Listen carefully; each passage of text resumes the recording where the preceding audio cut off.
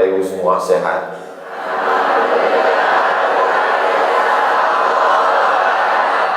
Panjang sekali jawabannya. Alhamdulillah Rabbil Alamin. Allahumma salli ala Sayyidina Muhammad wa ala ali Sayyidina Muhammad. Pertemuan kita ini insya Allah mendatangkan keberkahan buat kita semua, karena kita berada dengan orang-orang yang mulia, jauh datang dari Al-Azhar Kairo Mesir, guru besar Fadilatul Syekh Al-Ustaz Ad-Doktor Usama Al-Azhari, nafa'allahu bi ghaziri ulumihi. Mudah-mudahan ilmunya, berkahnya melimpah buat kita semua.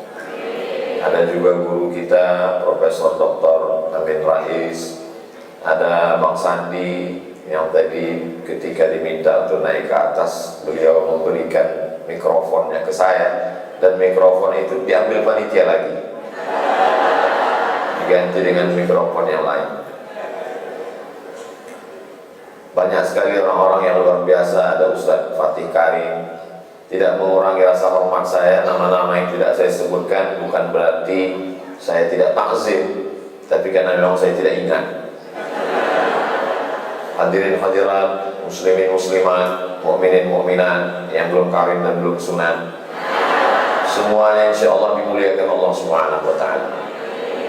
Hadir juga di sini istri saya, mertua saya, Umi, kakak saya, ada papa, ada mama, semuanya, mereka semua ikut berbahagia. Allah itu sangat sayang dengan bangsa Indonesia. Kalau dia lihat ada orang yang terlalu putus asa, bawaannya udah mau mati, maka dia kirim salah satu hambanya untuk membahagiakan. Maulana, Maulana, Maulana.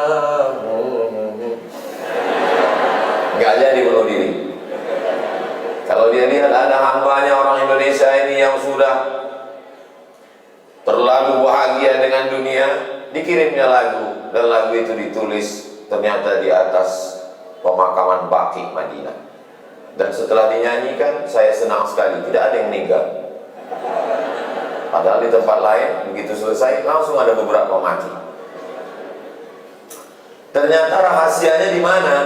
Rahasianya dari seorang ibu yang menulis, membaca Al-Quran, dan meninggalnya pun di atas Al-Quran.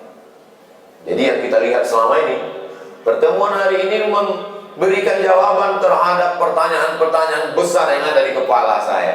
Bagaimana ada seorang anak bangsa Indonesia lahir dari kepalanya darah seni yang mengalir, membuat kita mengingat Allah. Di saat yang sama kita menikmati lantunan suaranya. Ternyata itu dilahirkan dari seorang ibu yang cinta kepada Al-Quran.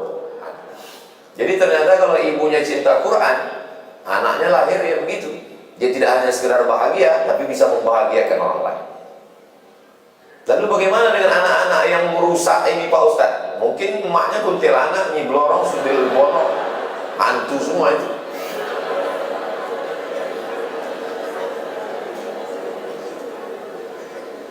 Putri Indonesia, artinya kalau putri Indonesia kan orang yang paling cantik di Indonesia.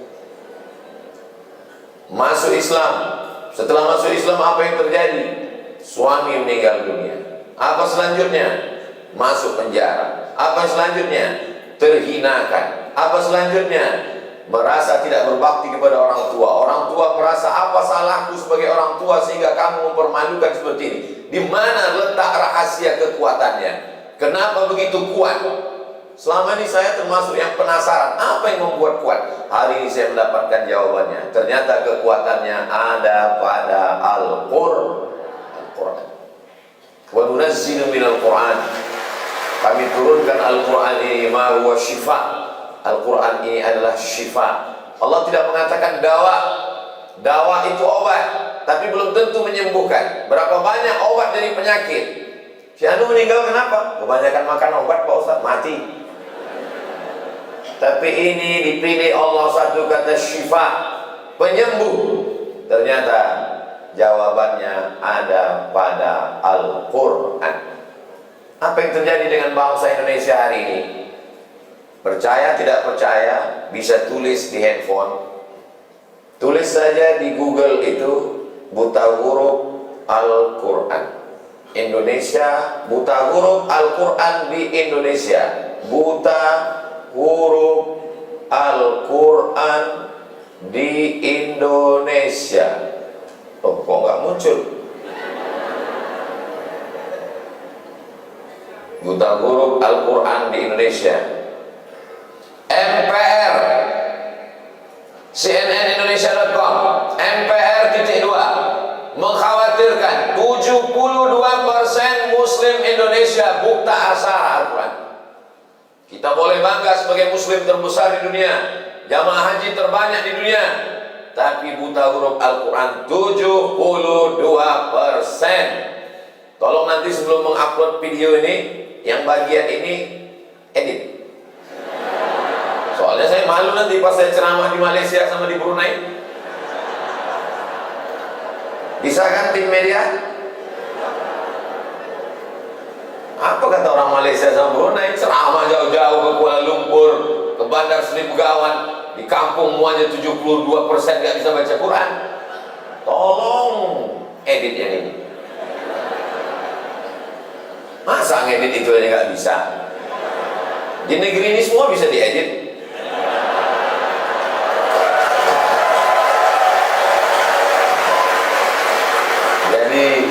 Kalau kita mau kembali kejayaan Indonesia, maka kembali kepada Al-Quran.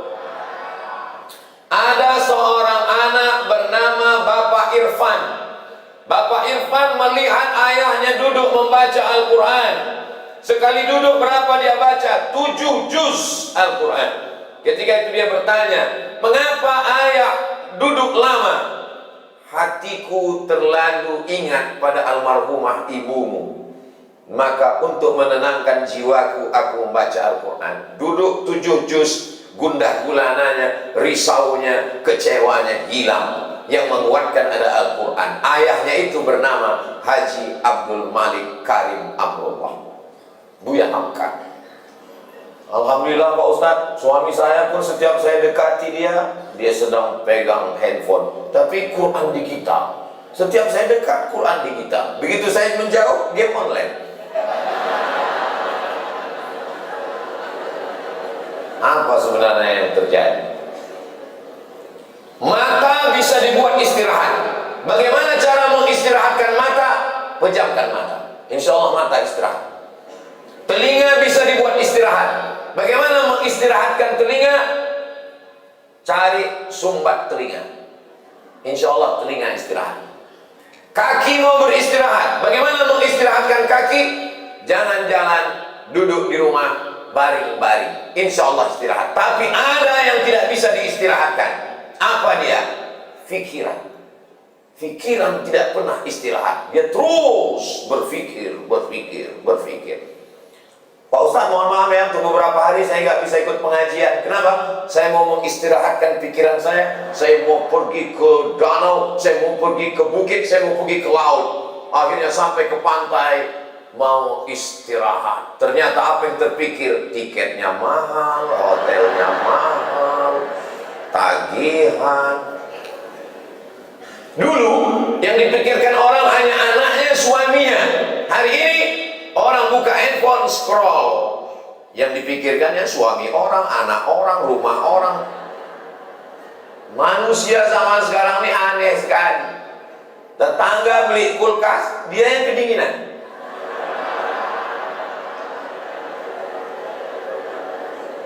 Teman yang renovasi rumah, dia yang masuk ICU. Maka pikiran inilah yang paling mengganggu manusia. Betul tidak Bapak Ibu? Banyak sekali yang mengaku. Jadi sebenarnya bagaimana cara mengistirahatkan pikiran? Alhamdulillah Pak Ustadz, saya sudah berhasil mengistirahatkan pikiran saya. Dengan apa? Saya pergi kemarin ketemu psikolog, psikiater, akhirnya dia kasih saya obat. Tenang. Alhamdulillah masalah saya hilang Pak Ustadz. Kok bisa hilang masalah?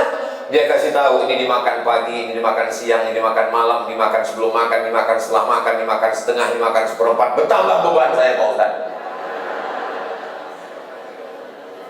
Akhirnya pergi ke rumah-rumah spiritual yang katanya kalau kita pergi ke rumah spiritual ini kita akan tenang.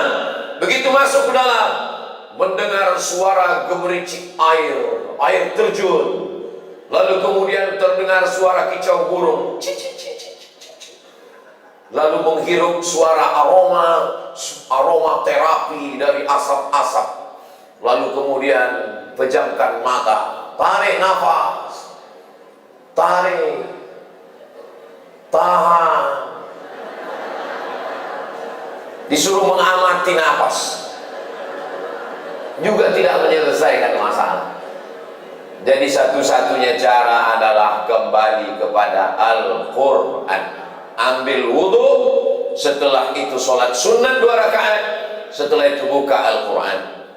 A'udzu billahi minasy syaithanir rajim. Bismillahirrahmanirrahim. Yasin wal Qur'anil Hakim. Innaka laminal mursalin ala siratim mustaqim. Suaminya nanya, ngapain kamu baca Yasin terus? Persiapan untuk kamu, Pak.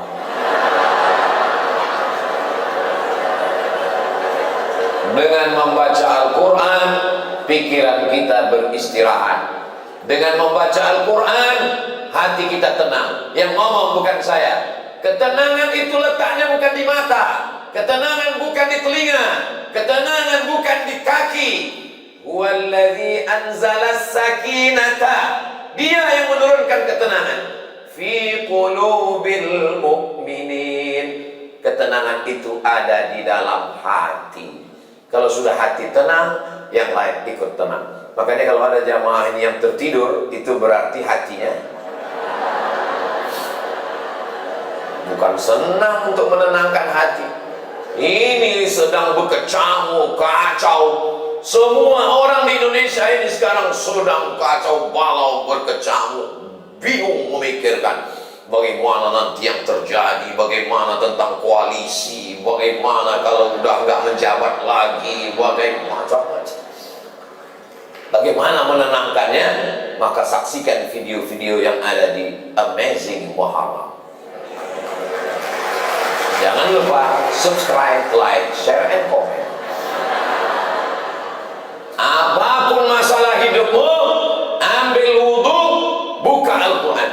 Tadi waktu saya duduk tadi, ada yang bisik ke saya, Ustaz Somad, apa yang membuat kita ini bisa menjadi tenang? Tidak lain wudhu. Saya udah wudhu nggak tenang juga Pak Ustaz. Mandi taubat. Saya udah mandi nggak tenang juga Pak Ustaz. Masuk ke dalam laut. Insya Allah bukan cuma masalahmu hilang, kau hilang sekalian. Maka tenangkan diri kita. Masalah ini besar, Allah Maha Besar. Angkat kedua tangan, Allahu Akbar. Allahu Akbar kabira. Kau yang dipuji-puji Abdul Samad, yang layak dipuji hanya Allah. Walhamdulillahi katsira.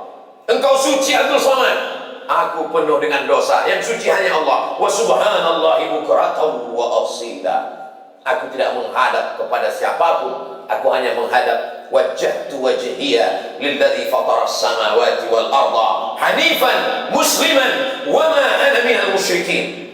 Tapi jangan mentang-mentang udah dengar tausiah ini sholat zuhurnya nanti begitu. Inna sholati. Kata imam apa ini? Maksudnya itu cukup, itu sekedar saya nyampaikan. Nanti pas sholat tetap tenang di dalam hati. Serahkan semuanya kepada Allah. Duduk, baca Al-Quran.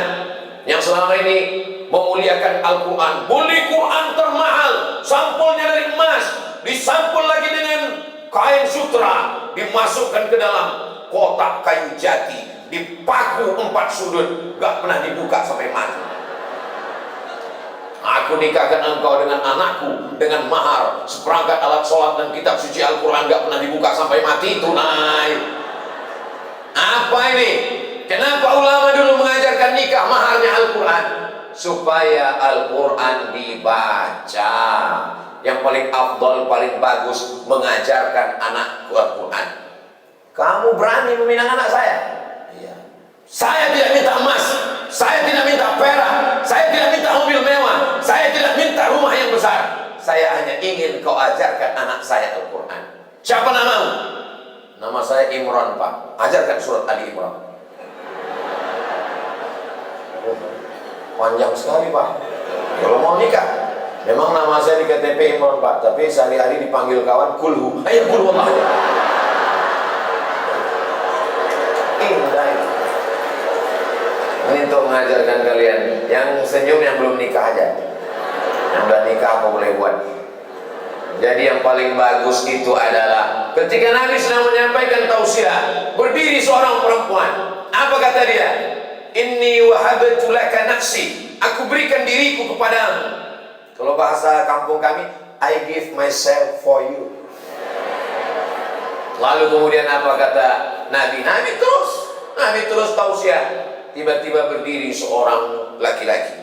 Karena Nabi nggak ada respon, berdiri seorang laki-laki. Ya Rasulullah, kalau engkau nggak mau, ya untuk aku aja ya Rasulullah. Kata Nabi, kamu mau? Iya. Iltamis walau khataman min hadidin. Carilah walaupun cincin yang terbuat dari besi. Dia pulang ke rumah cari cincin besi, nggak ada. Maka bapak-bapak kemana-mana tolong bawa cincin besi. Mana tahu nanti keadaan terjepit. Lalu kemudian setelah itu nggak ada ya Rasulullah. Kata Nabi, pulang cari lagi. Dia cari ke rumah, dia cari. Ada satu kain untuk mahar ya Rasulullah. Berapa kainnya? Satu. Jadi mahar nikah. Iya.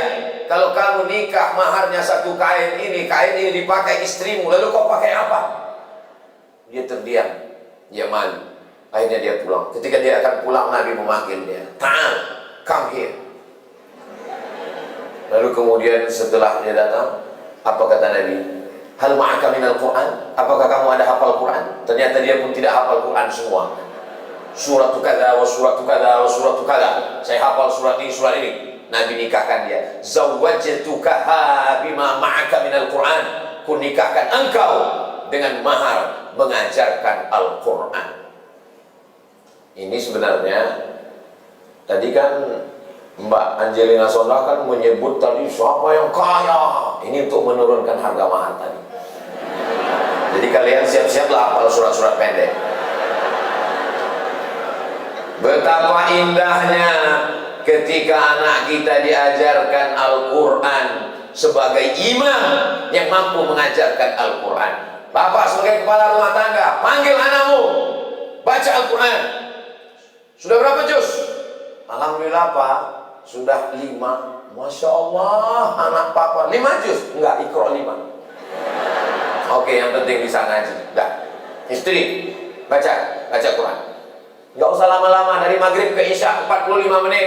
Handphone mati, TV mati, laptop mati, komputer mati, semua mati. Alhamdulillah Pak Ustaz, di rumah saya memang begitu tiap malam. Kenapa? Ngaji Quran? Enggak, pemadaman bergilir. Mati semua, anak baca Quran, istri baca Quran. Tapi saya belum bisa baca Quran Pak Ustaz. Saya ajari caranya. Kira-kira waktu udah mau habis, bilang, udah tutup semua. Papa nggak baca, waktu nggak cukup. Gitu caranya. Siapa di antara kita ini yang ramai, ini yang paling mulia? Bukan yang paling kaya, karena harta akan tinggal. Bukan yang paling tinggi jabatannya, karena jabatan tidak lama. Yang kekal abadi hanyalah man ta'allamal Qur'ana wa 'allamahu, yang mengajarkan Al-Quran, yang belajar Al-Quran dan mengajarkan Al-Quran. Mudah-mudahan dengan program Amazing Muharram ini, maka terlaksanalah program Ustadz Fatih Karim mengqurankan Indonesia, hilanglah buta huruf Al-Quran insyaallah. Beliau bisa mengumpulkan orang yang hebat-hebat ini, luar biasa. Bayangkan, ada yang melihat ke atas, melihat ke bawah, luar biasa. Bisa dikumpulkan di sini. Maka tidak salah kalau Konstantinopel ditaklukkan oleh Muhammad Al-Fatih, maka insya Allah buta huruf Al-Quran Indonesia ditaklukkan oleh Ustadz Fatih kan.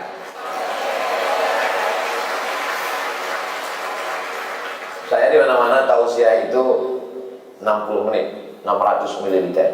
Tapi di sini sudah merah habis waktunya. Akhirnya saya tutup dengan pantun penutup, menangkap puyuh di Bukit Selasih. Thank you dan terima kasih. Mohon maaf atas segala kehilafan. Wassalamualaikum warahmatullahi wabarakatuh.